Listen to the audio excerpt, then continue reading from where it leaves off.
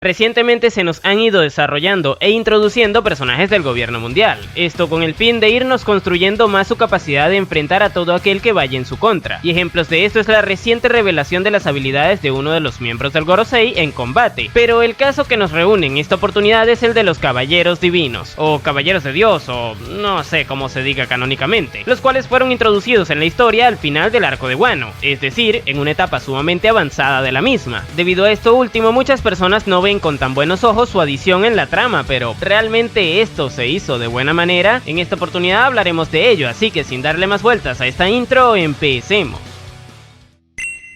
Bien, lo primero que debemos explicar es cómo fue introducido este nuevo grupo antagónico dentro de la historia, y para ello debemos remontarnos hasta el momento en el que se llevó a cabo el último Reverie. Y es que entre los 1001 problemas que hubieron en aquel momento, uno de ellos requirió de la intervención de los caballeros, y ese fue el conflicto entre Saint Charlos y Saint Mjosgard, el cual se produjo cuando uno de ellos quería capturar por la fuerza a la princesa Shirahoshi y transformarla en su mascota, o bueno, su mascota y todo lo que se le pasara por la cabeza al perro ese. Pero bueno, ante esta situación Mjosgard intervino, debido a que él tuvo una especie de arco de redención donde gracias a haber sido salvado por la reina Otohime en el pasado, ahora comprendió que lo que hacían en Marillois estaba mal y por lo mismo le metió tremendo palazo a Charlos, evitando así que se llevara a Shirahoshi. Y un detalle de todo esto es que gracias a esta vaina se evitó que un arma ancestral cayera en manos del gobierno, ya que recordemos que Shirahoshi es Poseidón. Pero volviendo al tema, debido a que estos dos dragones celestiales se pelearon, los caballeros divinos tuvieron que intervenir, resolviendo así una duda que muchos teníamos, y esa era en cómo se aplicaban las leyes dentro de Marillois, porque sí, todos sabemos que los Tenryubito pueden hacer todo lo que les dé la gana con el resto de gente, pero entre ellos la cosa es distinta, porque supongo que habrá alguna normativa para evitar que hayan problemas entre ellos, y quienes en teoría se encargan de aplicar esa especie de normativa no son otros que los caballeros divinos, los cuales llevaron al juzgado a Saint Charlos y a Mjosgard. Esto último nos lo contó un marín que se llama Kurouma en una reunión que tuvo con Akainu, donde le explicó lo que ocurrió en aquel lugar. Claro, no nos dijo eso de las normativas, pero sí que ambos serían sometidos a un juicio por los caballeros divinos, lo que nos da a entender que sí que existe una especie de reglamento por el que se rigen. Pero bueno, todo esto se nos introdujo en el final del arco de Wano, y hasta aquí todo bien, puesto que con todo lo anteriormente mencionado, se justifica tanto que existe ese grupo de personajes, como también que actúen de la manera en la que lo hacen, y que además no se nos hayan mencionado hasta ahora, ya que previo a que el problema entre Charlos y Mjosgard ocurriera, no había pasado alguna situación dentro de la historia que diera pie a que se nos presentaran los caballeros antes, por lo que a mi parecer todo esto hasta aquí está aprobadísimo, ya que si estos solo se encargaban de aplicar la ley entre los Tenryubitos no habría razón para que salieran de Marillois, y como ese es un lugar que realmente tampoco es que hayamos visto a profundidad, pues bueno, calza bastante bien que hayan existido desde siempre, pero esto no se mantendrá así de bien, ya que con el pasar de los capítulos luego nos enteramos de más cosas provenientes de esos caballeros divinos, y es que posteriormente Monkey D. Dragon, al reunirse con Sabo luego de lo ocurrido en Marillois, nos amplió un poco más el rango de acción de este grupo antagónico, ya que comentó que, ante las acciones que estaba tomando el ejército revolucionario en contra del gobierno, recibirían tarde o temprano una respuesta proveniente de Marillois de la mano de los caballeros divinos, y que sería ahí cuando la verdadera guerra entre ambos bandos dieran inicio. Con esto nos da a entender que los caballeros divinos no solo se limitan a aplicar la ley dentro de Marillois, sino que también actúan directamente en contra de quien atente contra la Tierra Santa. Es aquí donde empiezan a salir huecos argumentales, puesto que a lo largo de la historia han ocurrido un par de situaciones en las que también debieron haber actuado y no lo hicieron, ya que al igual que todo lo que está haciendo el ejército revolucionario contra la Tierra Santa en la actualidad, estas otras situaciones que les mencionaré también atentaron en contra de Marillois, y de hecho aún lo siguen haciendo. La primera de ellas es la existencia de Nico Robin. Como todos sabrán, la niña demonio obtuvo una recompensa por su cabeza desde el momento en el que el gobierno se enteró de que era una sobreviviente de Ohara. Con esto se nos indica a nosotros los espectadores que como mínimo desde la cima de la Red Line se tenía la sospecha de que podría ser capaz de leer los Poneglyphs. Esto hizo que estuvieran constantemente persiguiéndola, y como no la lograron atrapar durante 20 años, podríamos afirmar perfectamente que durante 20 años los agentes del gobierno estuvieron fracasando constantemente en ponerle la mano encima, tiempo suficiente como para que se pusiera en acción alguno de estos caballeros divinos e intentara capturarla, puesto que su mera existencia atenta en contra del gobierno mundial, ya ya que el hecho de que pudiera leer los poneglyphs haría que se pudiera llegar a enterar de cosas de las cuales el gobierno no quiere que salgan a la luz bajo ninguna circunstancia, puesto que el mismo depende de mantener completamente oculto todo lo ocurrido en el siglo vacío para conservar el poder que tiene sobre el mundo. Es por esta razón que yo creo que el hecho de que el grupo de los Caballeros Divinos como conjunto que es capaz de salir de Mary Joyce a actuar hace que la mera existencia de Nico Robin a lo largo de la historia sea un guionazo, puesto que si realmente fuera un conjunto de élite capaz de confrontar al ejército revolucionario, la hubiera capturado a ella de alguna u otra manera. Pero bueno, eso por un lado. Por otro lado también está el caso del propio protagonista de la historia, del cual es bien sabido que es nieto de Garp e hijo de Dragon, y esto se traduce en un poder increíblemente peligroso de base. Si a esto le sumamos el hecho de que también porta un sombrero de paja igualito al que tienen congelado en una de las cámaras secretas del castillo de Pangea, que también se parece un montón al que en su momento llevaron Shanks el pelirrojo y Goldie Roger, dos de los más grandes piratas de la historia, y que además posee los poderes de una fruta del diablo desconocida, ya que recordemos que la Gomu Gomu no aparece en la enciclopedia de frutas según el propio Vegapunk, y que a su vez dicha fruta desconocida apareció repentinamente luego de que le robaran la fruta legendaria que estuvieron buscando durante cientos de años.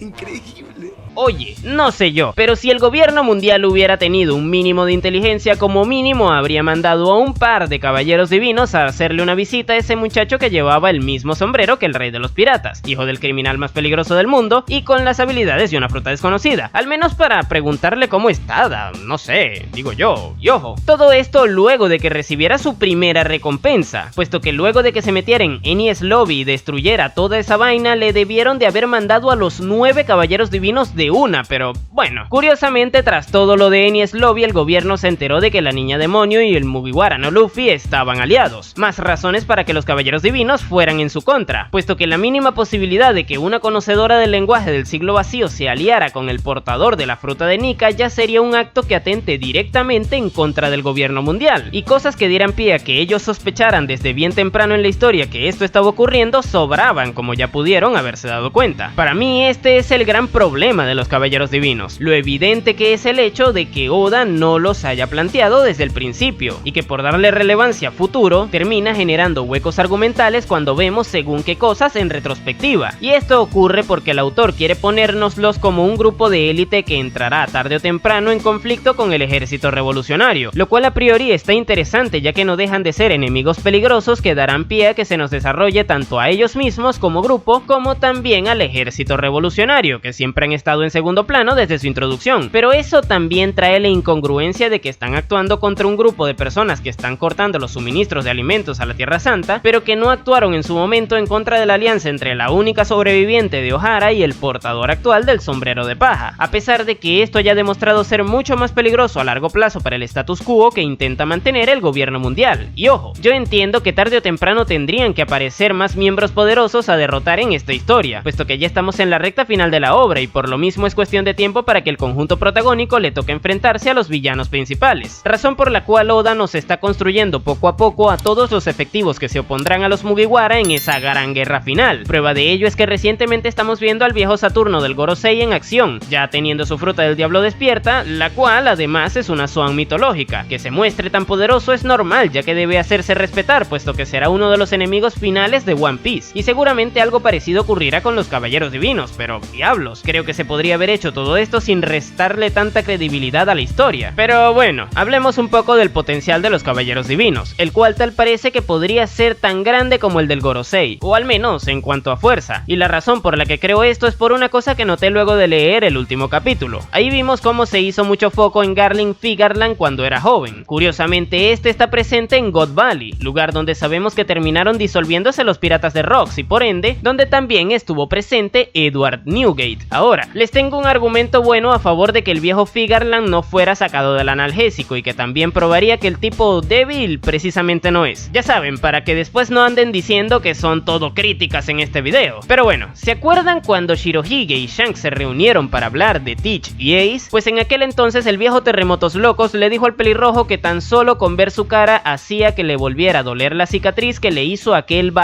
esto. Si analizamos esto tomando en cuenta de dónde proviene Shanks, podríamos intuir que se estaba refiriendo a alguna cicatriz que le hizo Roger, ya que Shanks fue su aprendiz y Shirohige era consciente de ello. Pero, ¿y si estaba refiriéndose a Garling en lugar de Roger? A día de hoy también sabemos que Shanks pertenece a la familia Figarland. Esto se nos dejó caer en su momento en la película Film Red, la cual fue escrita por el propio Oda. Y ahora que sabemos que Garling en su juventud se parecía un montón a Shanks, podríamos afirmarlo tranquilamente. Pero volviendo a Shirohige, ¿y si este se estaba refiriendo a Garling debido al parecido que este tenía con Shanks de joven? Ya sabemos que este estuvo presente en el momento en el que los Rocks lucharon en God Valley. Es probable que haya sido el Caballero Divino quien le hiciera la cicatriz a Shirohige y por ende de quien estaba hablando cuando se reunió con Shanks. Esto podría probar que el tipo era bastante fuerte en su momento, ya que no cualquiera podría hacerle una cicatriz a un Shirohige en su etapa de Rocks, y que también Oda tenía planeado a Garling desde el principio, ya que este diálogo contaría como foreshadowing de la existencia de ese man. Pero una cosa es tener planeado a Garling porque sea un personaje que tenga que ver con el origen de Shanks, y otra muy distinta es que haya tenido planeado a los Caballeros Divinos desde un principio, cosa que de momento no se puede afirmar porque no existen pruebas que demuestren la existencia de los mismos antes de que fueran introducidos. De hecho, debido a cómo se dieron los acontecimientos que mencioné antes, ya saben, lo de Luffy y lo de Robin, la historia indica muy bien la ausencia de este grupo, por lo que como conjunto podríamos decir que los Caballeros Divinos fueron sacados de lo más profundo del Anastasio de Oda a última hora, pero que probablemente a Garling sí que le haya tenido pensado desde muchísimo antes. Ahora, lo que sí que es un hecho es que, por muy fuertes que pudieran llegar a ser, todos son unos inútiles, ya que si no, ¿cómo se explicaría que un tipo como Guapol saliera de Mary Joyce vivo luego de enterarse de la existencia de Imu estando presentes ellos en el lugar? Pero en fin, si te gustó el video no te olvides de darle me gusta y suscribirte para que no te pierdas el siguiente que suba. Por aquí te dejaré más de mis análisis. Sin nada más que decir, tú puedes llamarme Napo y nos vemos